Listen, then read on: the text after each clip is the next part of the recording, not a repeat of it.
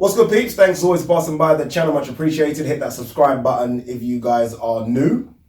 This has been long overdue. I've not done a sit down for ages. I can't actually remember the last time I did a sit down. Can't remember. So, got Gman in the building.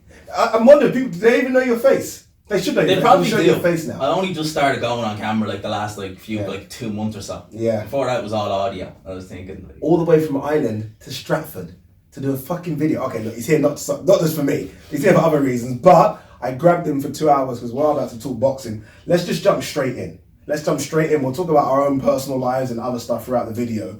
Let's go straight into YouTube boxing because I feel like that's the big thing. Everyone's talking about it now. Yeah. There was 2 world title fights on what was it, Thursday evening, which kind of caught me off guard a bit. Demetrius Andrade fought. Not many people talking about that. Tevin Farmer lost his belts. Not many people talking about that. People talking about fucking Jake Paul and that big nose kid, something Gibb. I think Aaron Gibb or something. Is that his name, Aaron Gibb? Aaron or something like that. I can't lie to you, for the once, and this is no bullshit, I just had zero interest. None. What do you make of it all? The YouTube, it's easy. Yeah, I suppose it's easier for them to do boxing than it is MMA, but yeah, it's entertainment at the end of the day, I suppose. Yeah. And they got a first round knockout out of it. Yeah. And to be fair, if you even look back at Jake Paul and KSI, that was still a fun fight. Yeah, Logan Paul. Jake Paul. Embarrassed that I know the name. Yeah. Logan Paul. That was a fun fight.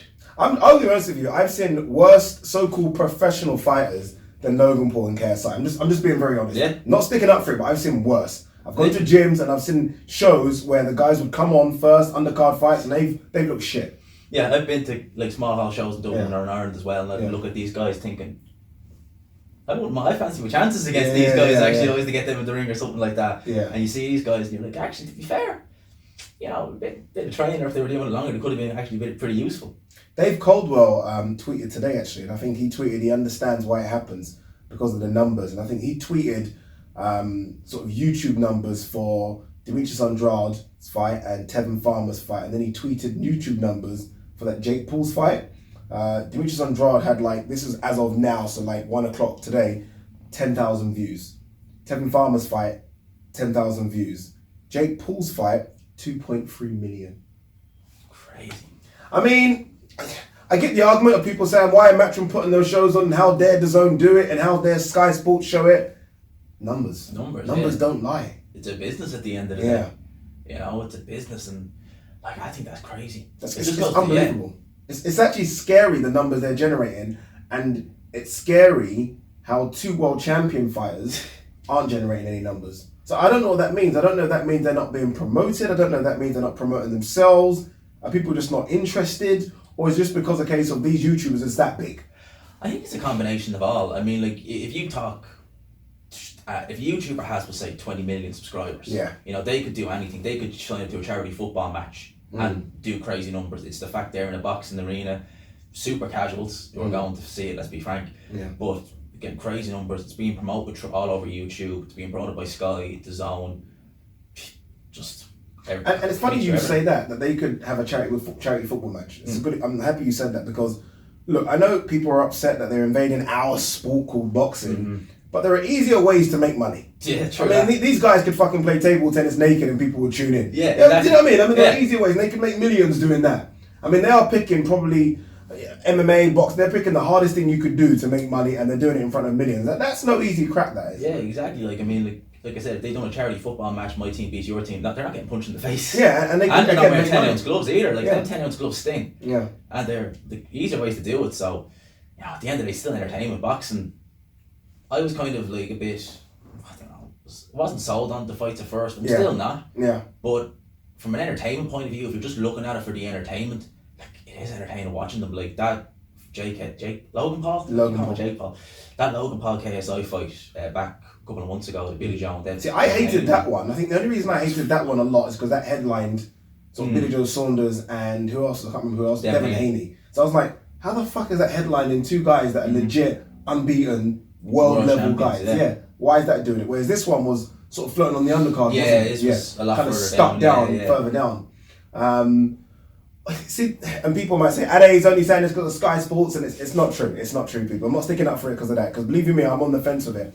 But what I will say is this about it from a personal standpoint, is that I've come from the YouTube world.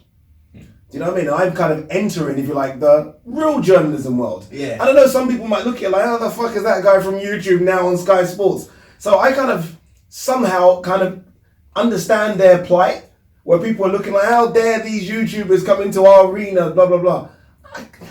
They've trained. They're in shape. I mean, that Gibb guy was crap, but Jake Paul can have a go. Yeah. He can have a go. I mean, not saying he's never going to win anything, like, legitly. He can have a go. It isn't easy. And again, there are easier ways to make money than be punched in the face by millions and try and embarrass yourself. Yeah. So I'm going to give them that bit of credit. Yeah.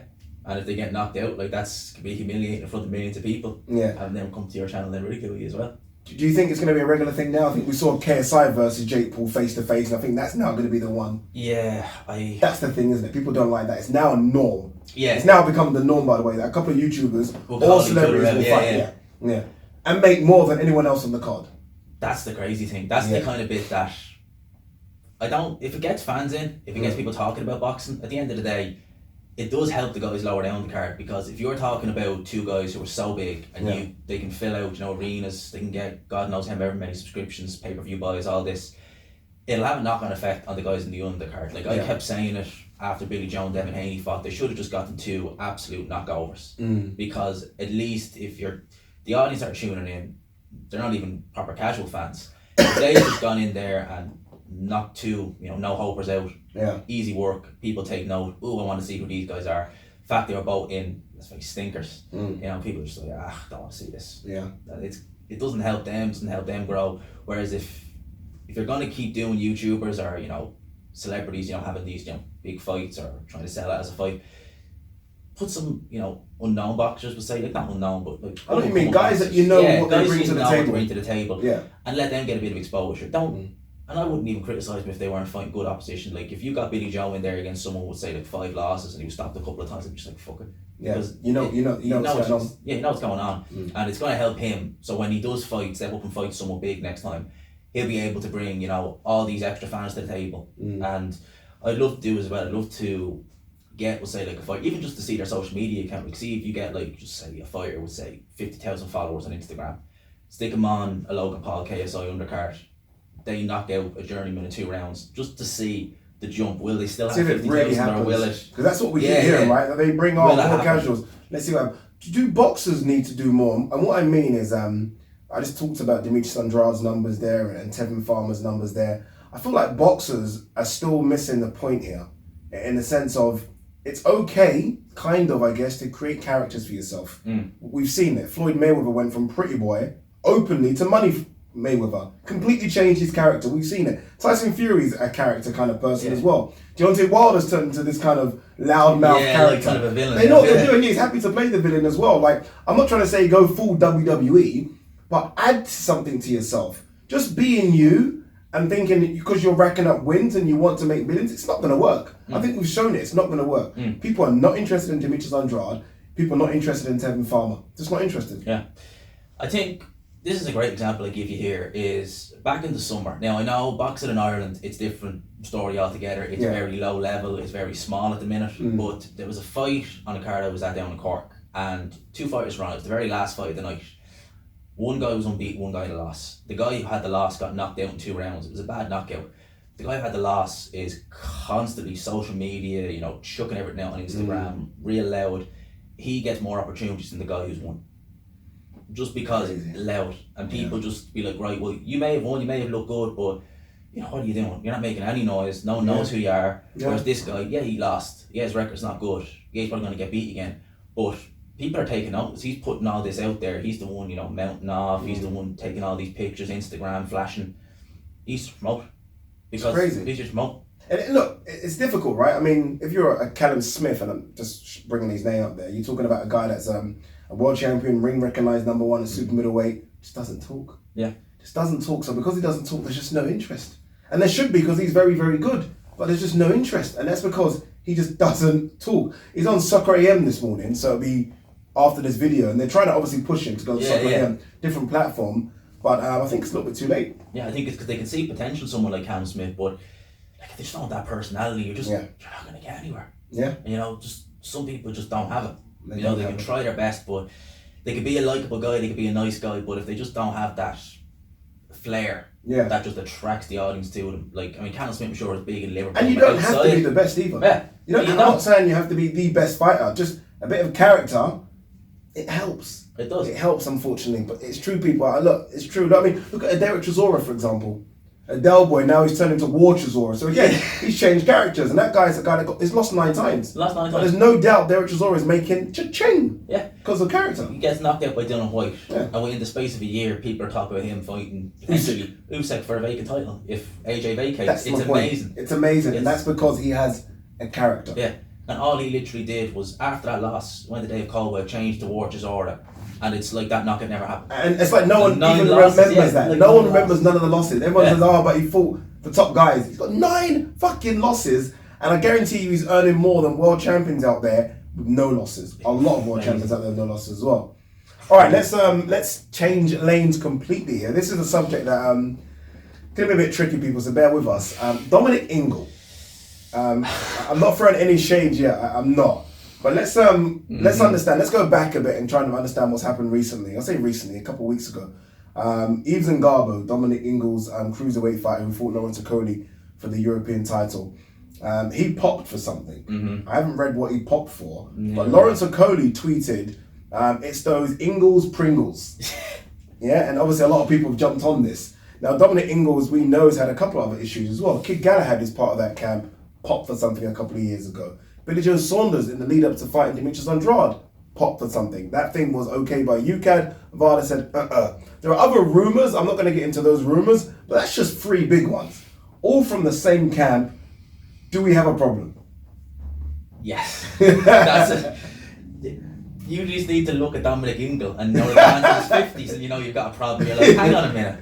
You look better than me. You look better than me. I'm in my 20s. So like, what the fuck?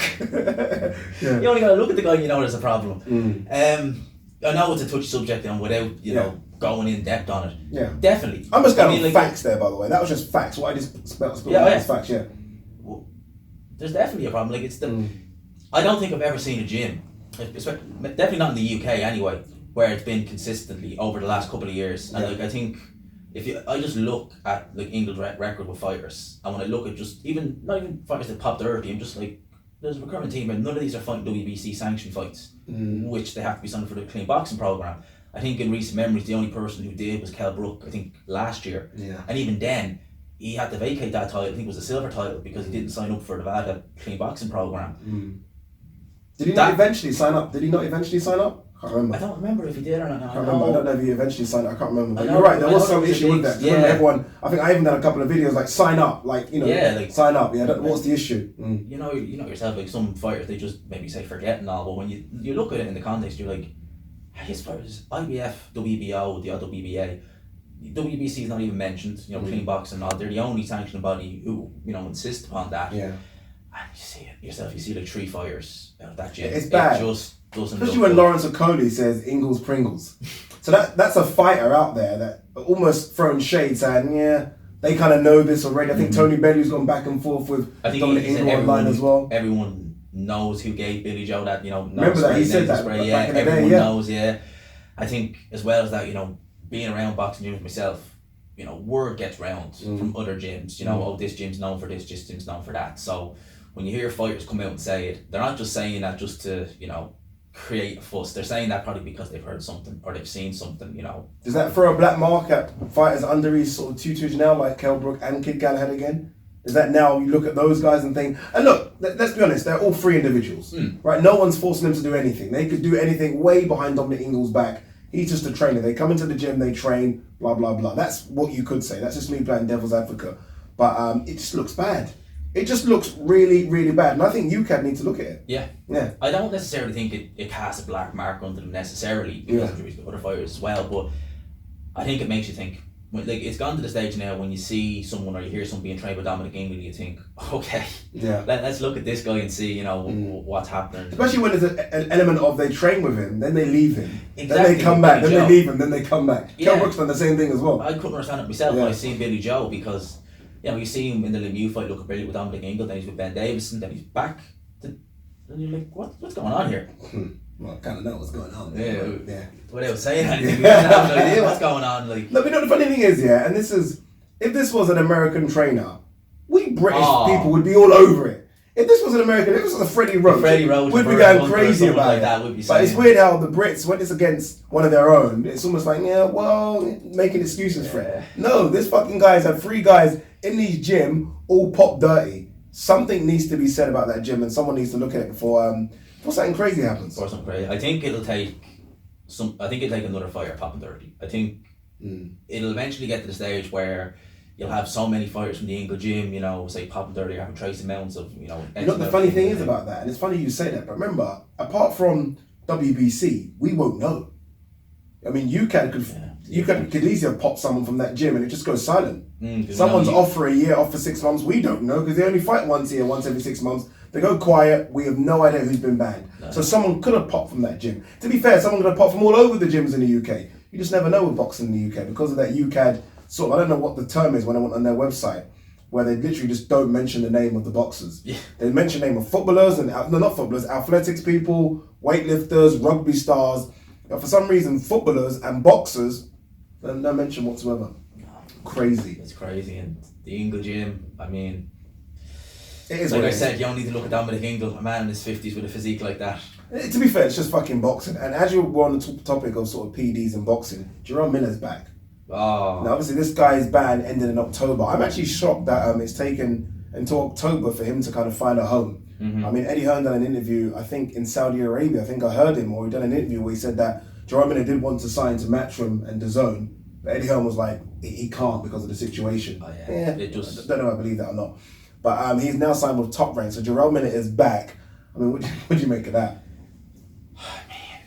It's not even been a year since the fucking AJ fight was supposed to happen. Well, what I find amazing is you look at this. I think Jerome Miller he has failed before prior to. Yeah, I think that was it a kickboxing event? I think it might have been a kickboxing event or even a boxing event. Something. One or the other. Yeah. He failed that, and then he fails for HGH everything in this one, and he gets 6 months. And we look at Dylan White, who took that jacked 3D back a couple of years ago. He got a 2-year ban, and then when the UCAD situation in the summer went, they were talking about 6-7 years. Yes.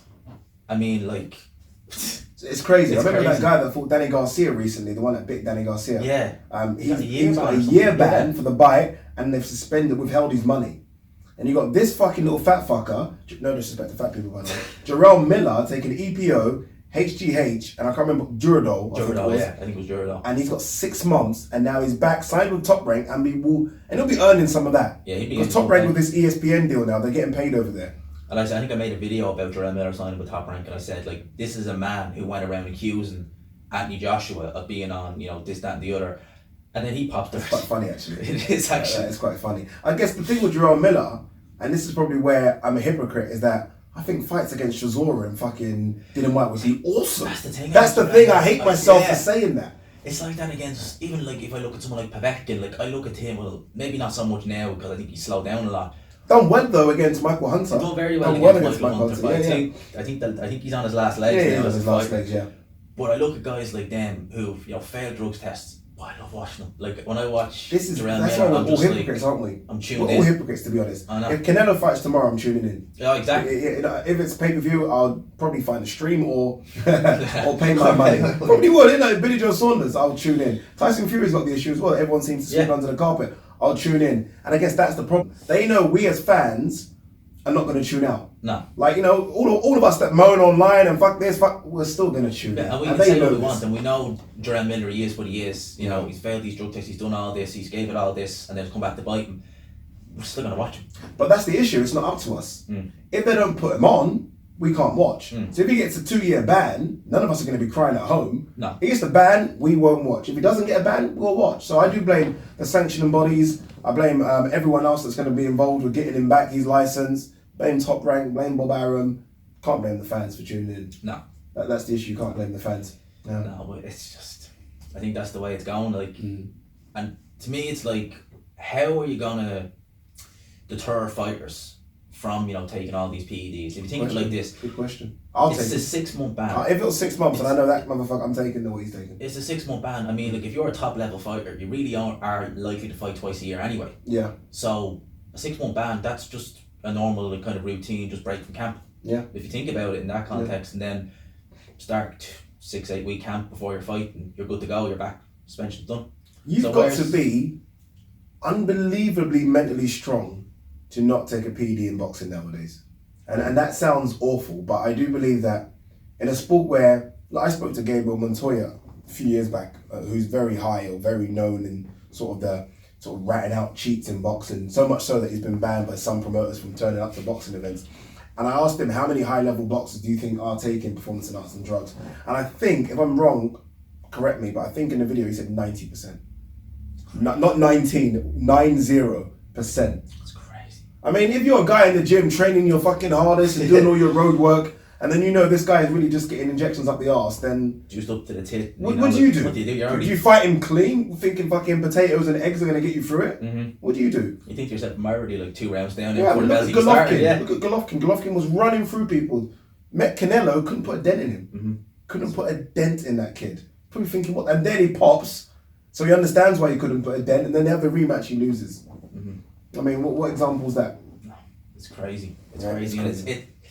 it's sad in a way, because I think even though you have people like Vada in there trying to do their bit, at the end of the day, like, do we really know for definite how, genuine they are with regards to certain fighters? I mean, money talks at the end of the day. And when you have sanctioned bodies, like with Canelo, where the first thing the WBC say, and WBA I think as well, Yeah. oh, it's fine. Like, you don't have the WBC, but when you have the WBA as well coming out, jumping the Canelo and be like, oh, it's clearly just, contaminated meat. It's like, well, this is just... What can you do?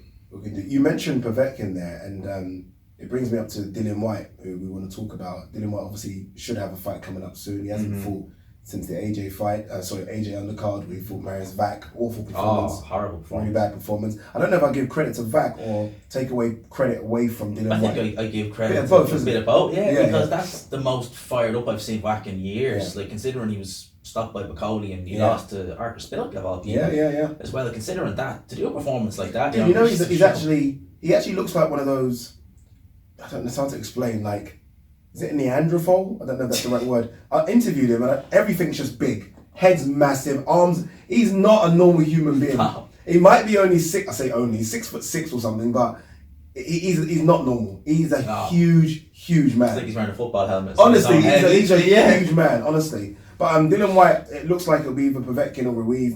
Ruiz, I think, seems Ruiz like doesn't want it. war. Yeah, both of them are saying the other one's running away from the other. I don't know who I believe, to be honest. This is boxing. Povetkin then, happy? Happy, yeah, I'm happy enough with that fight. Yeah. I do think that if we're talking Povetkin maybe say 2 or 3 years ago, maybe pre-AJ, I'd probably give Povetkin that fight, to be honest with you. I think Povetkin, he's slowed down.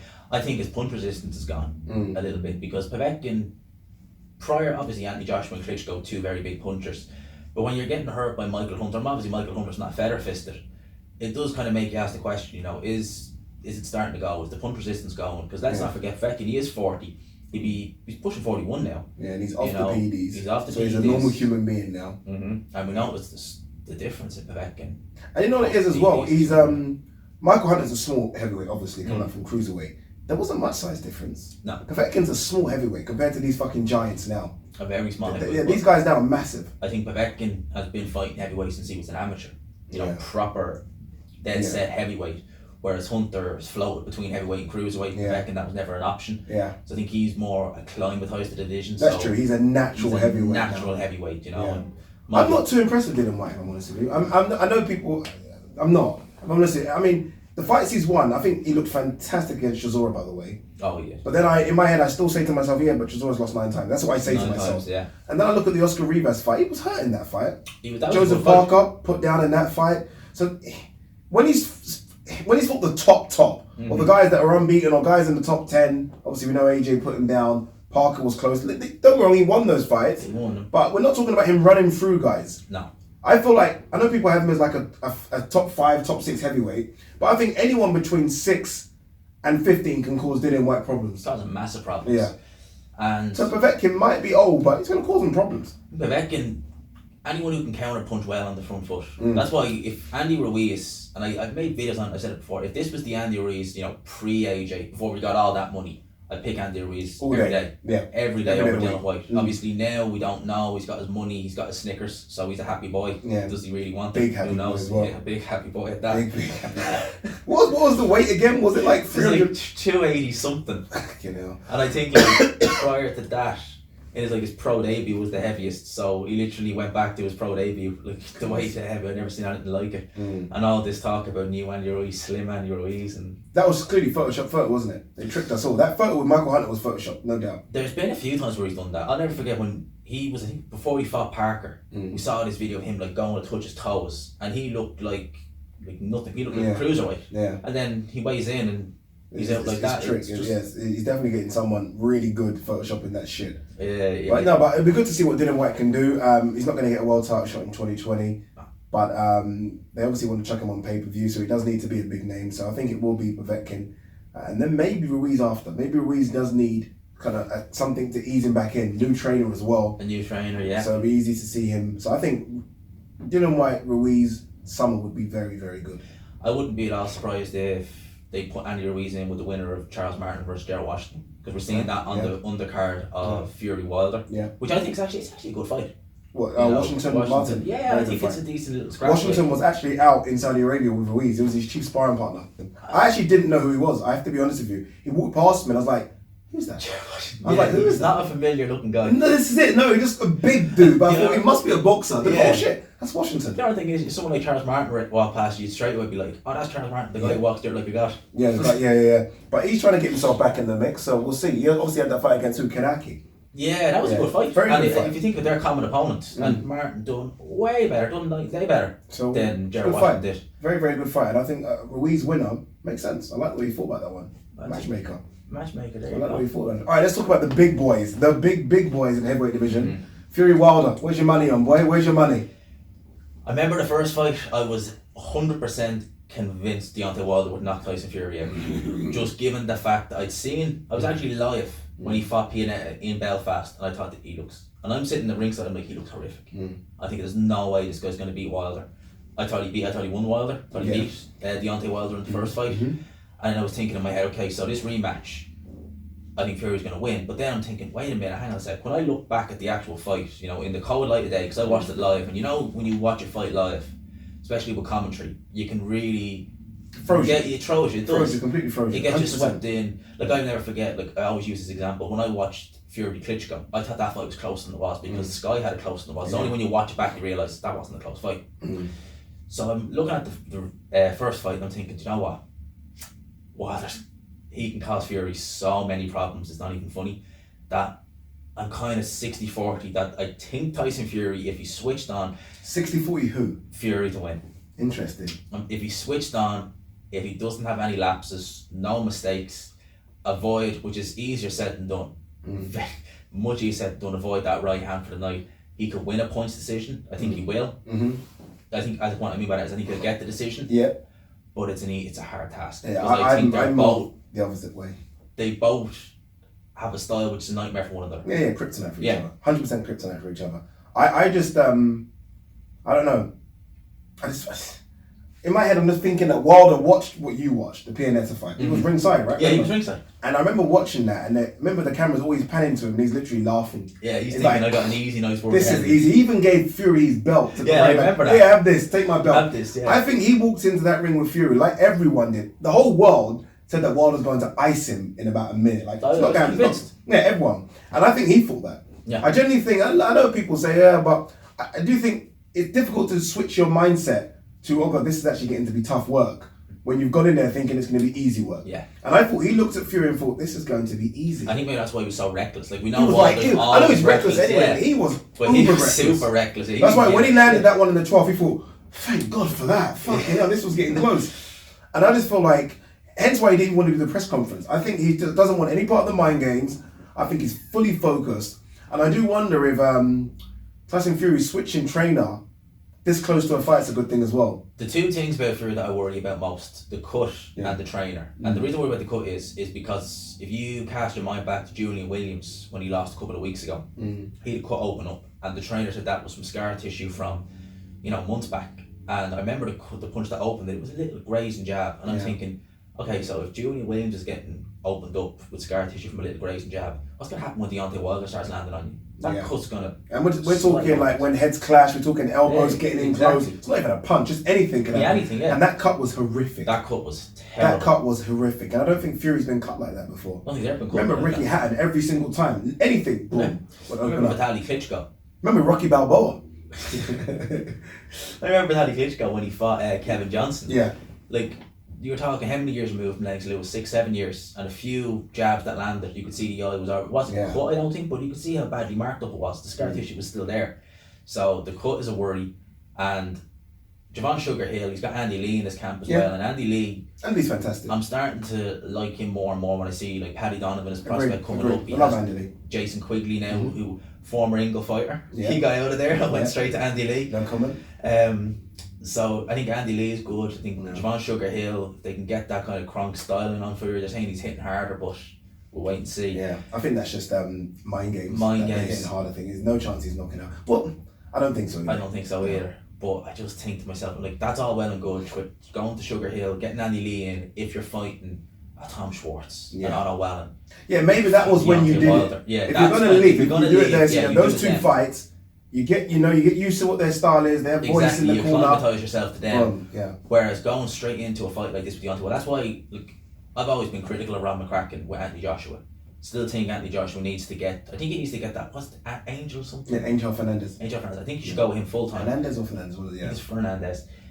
But not coming up to the Ruiz rematch. He needed to keep it smart. Yeah, very smart. Keep it as plain as he could be, and then think what happens after. And I think Fury should have done the same.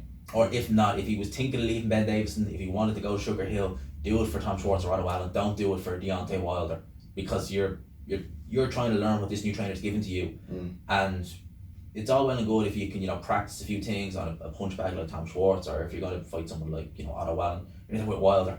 And it wasn't just Ben Davison. It was almost like the three gods in that corner. Obviously Ben Davison, you have Ricky Hatton and Freddie Roach. Almost like those three minds all came together like, we've got a super plan. So much experience with Hatton and Freddie Roach, and you kind of lost that now. So it'll be interesting. I've actually rated Ben Davison highly as a trainer. I think he's a very good trainer. I think he's very, very good. Honestly, there's a reason people are running back to him. I think he's very, very good. I think that he gets a bit of stick. I think because people were saying, "Oh, he's a yes man. He's just a cheerleader." I don't think he is. I think he does know his boxing. Yeah. And I think fair enough. He's had Billy Joe go and come back. He's had Josh Taylor gone with him. I think there's rumours that Josh Taylor will. I think he was had a session with him. And then he had a session with Adam Boot, I think, as well. And if I was advising Taylor, I'd be saying go with Ben Davison before.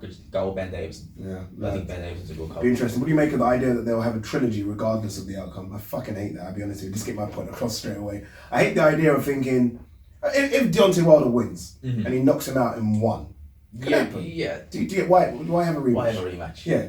So I wonder if it's a case of a rematch clause is there, also a trilogy is there if certain outcomes happen. Yeah. If anything's like that, it probably won't happen. I think they have the memory of the first fight, and they're thinking, right, if we're going to get a definitive, anything like that, if we're going to get a definitive winner, it's going to be probably Fury on I'd say close decision, maybe dispute or Wilder knocking Fury out late. So I think if they do something like that, they can go, right, well, last time round we can really see who the real deal is, who the main guy is, and I wouldn't be at all surprised if we saw a case of, say, Fury winning on points, and then if we did have a trilogy, what knocking him out in the trilogy. I just hate the fact, and you guys all know I'm an AJ fan. I'm an AJ fan, actually, let me not lie to you. I just hate the fact that no one's talking about it. Do you know what I mean? Like, I want Fury or Wilder to be screaming, I want to fight AJ next, and I want AJ to be saying the same thing. It's just, I find the whole situation so, like, mind-boggling and just fucked that we could have an undisputed, and that's what it is, the richest boxing fight that can be made. Yeah. Either or, Fury or Wilder. And no one seems to be like going gun-ho to make it happen. Yeah. I find it so strange. I don't think any of them are scared of each other. No. I'm not having that talk. In fact, I don't think boxers are. Even to get in the ring in the first place, you're brave enough. Some level of bravery, you're showing some level. So I don't think you're scared. I don't think they're scared of losing. I just don't know if it's the managers or promoters or TV networks. I just find it strange that no one on either side really is screaming from the rooftops. No. Make that fight happen. No, I think mainly it's all down to managers and promoters. Like we see now, Lou DiBella getting sacked by Team Wilder, purely for getting them, that offer from DAZN for I think it was 120 million. And I think I saw a Hatman video, it might have been on Patreon, where he said basically Al Heyman and I think Shirley Finkel were upset because he made Wilder know what Wilder could really be making, so then they had to go and overpay him. Oh wow! So like, because I think he got more. I think I might even said he got more or something similar. Yeah, in for the Dominic Brazil fight. Than he got for Fury. Yeah, and that was pay-per-view. Yeah, they probably lost money on that. They knew show. They had to match basically what DAZN was saying. I will pay you. I think it was like $20 million. Yeah, and I was like, I even made a video saying how that show didn't make that much money as they paid. They made a loss 100%. Hence why his next fight against Luis Ortiz was on a different network. On a different network completely. So yeah, I can understand why that would be true. So I think that's the issue, and like we see it's becoming actually quite annoying now when you see the PBC fight, especially like just assuming Deontay Wilder wins. You see Charlo, Eddie Hearn showing offers that he was making to Charlo to fight Demetrius Andre. You see Canelo apparently being offered by Golden Boy, you know, offering to Charlo. We see other fighters, you know, turning this down, turning to fight that down, you know. We see. And the worst thing about that Charlo one is that Charlo's manager was on a radio show, I think it might have been Sirius XM or Sirius something like that in America, saying, I've never had an offer from Eddie Hearn. He's lying. Then Eddie Hearn actually physically shows the offer. And it's like, why are we doing this? I think Eddie Hearn even said that he didn't send it to management, he sent it to actually Charlo directly. So it's like, you know. I just find it crazy. It's funny you say that because I want to see Andrade versus Charlo. I'd love to see that. What's happening? What's going on? I think they've even losing. They're even like dropping down a bit of stock as well. The Charlos, like 2017-18 was all about the Charlos. Yeah. And now 2019, nothing. And so far, obviously it's very early 2020, but what's going to happen with those guys? No. AJ Pulev looks like it's done. I'm here in Tottenham Stadium, by the way, people. End of May, early June. I think that is a perfect fight for Anthony Joshua. Yeah. That's not exciting. Not exciting. No, definitely not. I won't be. You know, I never look forward to seeing a Pulev fight because he is what he is. You know, he's a boxer, he's a jabber. But I think in terms of rehabilitation, because let's face facts, I don't think AJ is still fully recovered from the first Andy Ruiz fight. Yes, he won the rematch. Absolutely not. He won the rematch, but going through... He won the rematch, but... I mean, let's... Look, I've obviously will stick up for AJ here, but dude, that performance was fucking sketchy. It was a good boxing performance, but I've never seen AJ be fearful. Yeah. You know what I mean? Normally he's the wrecking machine, the big 19-stone wrecking machine, or 19 stone, 18 stone. You could tell AJ wanted to really, you know, step on the gas, but it was like, no, I remember what happened last time. Yeah, it's the ghost of that. You don't lose knowing that someone can put you down 3-4 times. And Pulev could put him down. Pulev's a big guy. Big guy, good jab. Just slow as fuck. Slow, and I think he's what, 38, 39 now at this stage. He's seen better days. You know, I think... Been off as well, wasn't he? He got banned for touching that Jenny Sushi. Yeah, whatever that the was. Girl who what's going on with that? I don't even know what's happened with that. Is she still reporting? I have no idea. I don't know where she is. Jenny Sushi, I know that the whole reason she got that name is because that's what she's paid to do, lie naked sushi. Oh yeah, she was. Yeah, she did that. Yeah, and she got like models to do that for her and stuff. That's fantastic. How Jenny Sushi makes. Worth the money, that though, I'll tell you. So, excited for the fight though? No, not excited, but I'd like to see. I think AJ is the perfect opponent because I think from a boxing point of view, AJ probably won't be able to outbox Pulev the way he was able to outbox Ruiz because Pulev, he's a boxer himself. You know, he's a great jab, probably the best jab in the heavyweight division. To be fair, it's a very hard, stiff jab. But I just slow. You know, not got a particularly good defense. Big guy. No, he is a big guy. Might weigh more than AJ on the night, by the way. He's a big guy. He's been in the 240s now a lot lately. And I know AJ, we see him come down to the 230s. Whether he decides to stay there or not, will he decide to maybe put the weight back on for the Pulev fight? Because maybe he's going to feel, well, I'm not going to have to move as much for Pulev. Yeah. Because I won't need the box as much. Maybe he'll go up to the 240s, maybe 242, 245. But I think it's perfect in the sense that Pulev is the opponent where if AJ wants to maybe step on the gas a bit, he could probably not to get away with it with Pulev, but I think he can do it with Pulev and not have as many consequences as if he was to do it with someone like Ruiz in terms of, you know, front foot counter punching, you know, hooks coming in from awkward angles like that. I think Pulev is just too slow. I don't think his legs are too slow. I think his defense isn't the greatest. He's 38 going 39, and I think his last fight was against, I forget the guy's name, like Randall Broker or something like that. I've never heard of the guy. And you know, if you go look at the scorecards and that fight, I think they were close enough. Like I know Pulev won it, but it's not a good look when you're 38. You're having and then close you're supposed to fight like AJ as well next. It's not a good look. All right, let's talk about heavyweight fights that will happen rather than ones that we're guessing will happen in terms of Wilder, Fury, AJ, for example. Dubois versus Joe Joyce. Looks like it's done for April. Looks like it. That shocked me. I never thought that Warren would just chuck those two together that quick. Never ever thought that happened. I really did think that after the Marco Huck fight got postponed, that Joe Joyce would have an interim fight and Daniel Dubois would have, you know, another interim fight before they went together. Yeah. Then I was thinking in my head, I was like, Dubois, he's not a massive star yet. Like, he's not at the level of an AJ, and Warren's putting him in the O2. You wouldn't get away with putting a Fujimoto or someone like that in there again against, you know, Dubois in the O2. So I was thinking, whoever he's putting him in there with, I actually thought Brian Jennings originally, common opponent. He's retiring this year, isn't he? Brian Jennings. Yeah, he said this is his last year he's done. I think that would have been a good opponent. That next step up, right? Yeah, that next you could entering the top 30 type thing. Yeah, compare his performance against Jennings to Joyce's. Simple, yeah. But it looks likely now that we're going to get that fight. I think it's a good fight. Who do you favour? I think I favour Dubois on points. I don't think he'd stop. I think it goes to points. I don't think he's stopping Joe Joyce. See, I think if it goes to points, I just think Joe Joyce's engine's so much better. And I think his engine will win him a points. I think Dubois could look good for the first 3 or 4 rounds. If it goes to points, I think the boxer, and let's not forget he's an Olympic silver medalist. Oh, yes. You know what I mean? I know he stayed as an amateur for a long time, and that's probably why you can get those accolades, but he's got an engine on him. He's got an engine, and he can punch. And that's another reason why I think it's going to points. The juggernaut. You know, the guy's known for having an absolute iron chin, you know. Yeah.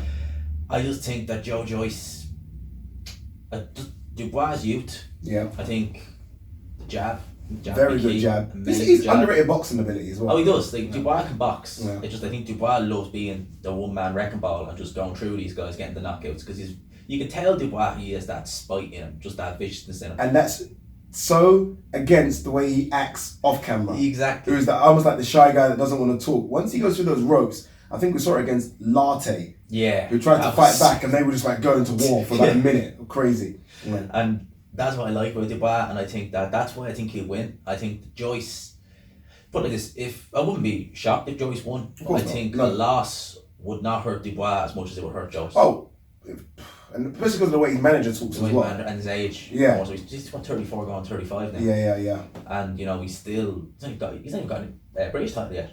No, he's meant to fight for the European title. Yeah, that so he's got the Commonwealth, you know, and some WBA gold or something. Gold title. Yeah, one of those crappy fucking things that I hate. One of those titles that can get you. I'm excited for that one. One of those titles that can get you a high ranking. Because if you keep defending it, I think that's how Luke Keeler got the Demetrius Andre fight, just defending an Intercontinental title. He got the number 3 in the rankings, and that's how you're going to do it. He shouldn't have been in the ring on Thursday night. Alright, anything else you're looking forward to 2020? Anything that's been announced? Anything ever been? I can't think of anything else that's been announced as anything. I'm looking forward to seeing who the Canelo opponent will be from May, because I think that they're looking to do the Golovkin trilogy. Yeah, that's what I think. They want that in September. They want that in September. Yeah, right. That's what they want. 100%. And I think they want Canelo. Who's they? I don't think Canelo Canelo wants it. Do you not? No, not that he's scared. He's not scared of Golovkin. I just feel like he doesn't like him. He doesn't want to give him another payday. Almost the way Calm Rook was going on. Yeah. It's almost like, I don't want to give you a payday. You accuse me of cheating. Fuck off. You've done his part. But I think that Golden Boy want it. I think that the zone definitely. That's what the zone want. Like, they just want. That's all. I think fans wouldn't mind it. I don't think fans want it, by the way. I think they'd rather see him fight someone different. I'd watch it.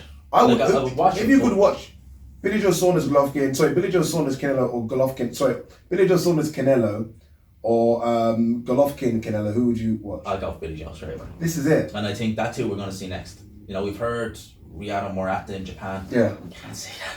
Yeah. Like, maybe in the States, maybe, but what does he bring to the table, and why would Canelo fight him in Japan, of all places, like, as well? I just couldn't see it. You're talking about a middleweight with a regular title. Canelo has the basically, the reason why Canelo said that, and I've just recently found out, is because Golovkin's got this mandatory coming up against a guy that we don't know. Yeah, let's be honest. Guy, yeah. So I think Canelo's like, why the fuck am I having to fight, Kovalev, Billy Joe Saunders, and then Golovkin, and then Golovkin's fighting this guy that basically easy walkabout fight, and then will fight me. Exactly. So I'm doing it the hard route, and he's doing the easy route, and he's right, because Golovkin, as much as I love him, has had the easy route recently. Oh, yes. I mean, that's what he forgot. Did he fight? I can't remember who he fought. Steve Rolls and Derevchenko. Derevchenko's a tough one. Derevchenko, he made that hard. Yeah. Derevchenko actually is a good fighter. Good fighter. Very good fighter. Very good fighter. So I think that's why Canelo was saying, I'll fight Morata. Basically trying to take the place. I'll fight him, then fight Golovkin. But I agree with you. I think it's Billy Joe Saunders. I don't think Billy Joe Saunders deserves the fight.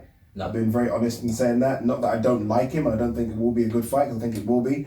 But I just think, what have you fucking done? Everyone keeps talking about the David Lemieux thing. What else? Yeah, what else have you done for over me? 2 years ago now? Yes, like, you've done nothing. You could live since. off that for the first year, but now you're talking 2 years. Like, no, man, you got to do something else. You got to do something. Like, there's guys out there that could argue and say, I've done a bit more. I won that fight. You know, I mean, even Demetrius Andrade saying I beat Sulecki. I know Sulecki might not be a top guy, but he only lost once, and that was Danny Jacobs. He can say, I deserve that. Yeah. I mean, I was supposed to fight Billy Joe. You failed a drug test. I deserve that fight. That's a fight I'd love to see.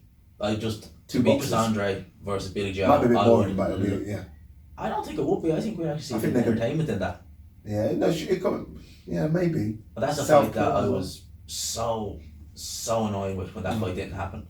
And I still think it can happen because let's face it, Billy Joe, although he's got a super middleweight title, he's really in middleweight. You know, he's really in middleweight. And so is Canelo. So both of them fight at 168, but really they are 160 guys. I think Canelo just wants to win a legit 168 belt. That's exactly what I think. He's a legit four-weight world champion, not like the regular one. And I think it's easier for him coming from light heavyweight, so go instead of going straight down to middleweight, go down super middleweight, even come down to like 166. Don't go full blown 160. Come down a little bit just to get the body ready, and then go full blown middleweight for Golovkin trilogy. Which agreed. I think we're probably going to get in September anyway. Agreed. All right, guys. I don't know if you even follow this guy, but you should be following him. As you can see, he talks a lot of boxing sense, a lot more sense than I do. Yeah. I've always said, by the way, that I am a semi-casual. People say, Anna, I'm not. I don't pretend to be a hardcore boxing fan. He's a lot more hardcore than me. You've got to check out his channel, Gman Boxing. I promise you won't be disappointed. I've always said this about people, like, just go and watch it. If you don't like it, don't subscribe. Just go and watch. There's so many things I go and watch on YouTube. If I like it, I press the subscribe button. If I don't, I move on. I guarantee you'll press the subscribe button when you go to his channel because it's good content. And there are not enough people out there talking about boxing. There's so many fucking people talking about football. There's not enough boxing YouTubers out there. So please go and follow him. Great stuff. As you can see, as I said, knows his shit. So make sure you follow. What videos have you got coming up? This is going to go up, by the way, on Sunday. What content have you got coming up next week? I always put pressure on him, by the way. So you need 10 videos a week. 10 videos, you do. Yes. And that's what I started to do. Yeah. So one series I do a lot of is my fighters with a problem. Yeah. I just basically, that's why I put it down. So this fighter has a problem. What I mean by that is that I'm looking at this fighter in terms of matchmaking, in terms of skill set, to an extent, but who they can fight. So, for example, one of the fighters I actually done was Daniel Dubois, and I basically looked at him and I said, right, so he's promoted by Frank Warren. Yeah, he's vicious. Yeah, he can do all these things, but who is he going to fight? Like, if you take Joe Joyce out of the equation, who did Queensbury Boxing have? Tyson Fury? He's not going to fight Tyson Fury. Is he even really with Queensbury as well? Is he really with Queensbury? That's why I said Bob Arum now, pretty much top rank now at this stage. Yeah. So I look at that and I say, look, where can this fighter go from in terms of like matchmaking, in terms of skill wise? I can kind of break it down a bit, but where is he going? I've done the same with Joseph Parker, who I said, look, if he doesn't fight Usyk, then who else really is there for him to fight other than maybe Dylan White rematch? Because in a 3-fight deal at Matchroom, he's fought no hoper so far, and this in February is probably gonna be another no hoper. Like, where's the end goal? Back, aren't they? Barry's back, yeah. Of all people. I didn't even make a video about that because I was embarrassed. No, but I like that. Honestly, I've watched a few of those videos. I do like the series, and it's a good talking point as well. What next for a lot of these boxers? I think we fans constantly go on Twitter and berate them like it's their fault. Because these guys want to fight. They want to fight each other and they want to make that money. Sometimes it is promoters and managers and TV networks holding them back. Unfortunately, I've seen that firsthand being around the boxing world for as many years as I've been because I am a big old man now. So again, check his channel out. Thanks for coming. Anytime. Thanks for being round. On his way back to Ireland tomorrow. If I could stay, I would, because I like it over here. Everyone likes London. Everyone likes London. Like, I thought Dublin was good until I came over here. London's London, my man. Peace, people.